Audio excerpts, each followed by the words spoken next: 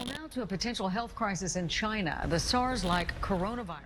So far, the United States has 0 confirmed cases. Toll from that deadly coronavirus now grows. And tonight, that first case here in the U.S. First case of coronavirus identified in North Carolina.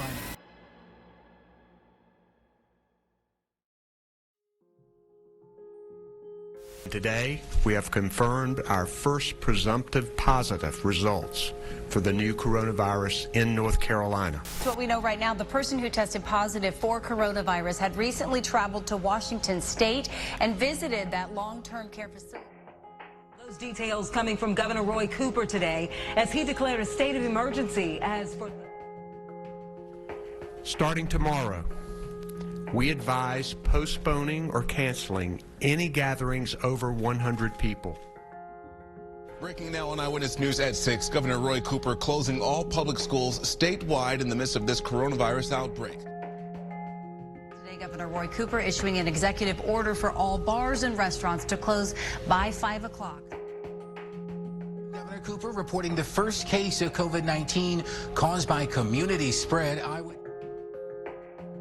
5 p.m. all fitness centers, salons, movie theaters, spas, and similar services in the state must shut down. Less than an hour ago, we learned about the first coronavirus death in North Carolina in Cabarrus County. The state is telling us.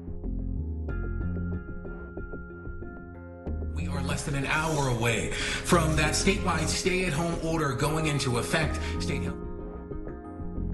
The team found that the social distancing policies we currently have in place in North Carolina will help lower the likelihood that we'll overload our healthcare system. That's good news. This order requires new social distancing policies at retail stores that are open. The governor extending our state's stay-at-home order through May 8th.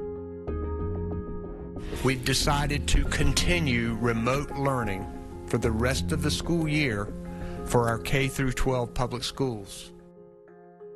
We remain hopeful that the trends will be stable enough to move us into phase 1 next week. My message today is to stay vigilant. Right now, we need people to continue following the stay-at-home order so that we can move into the phases of easing restrictions. We look forward to talking more about how we start to ease restrictions here in North Carolina, and we continue to protect each other, protect our friends and our neighbors as we move forward through the month of May.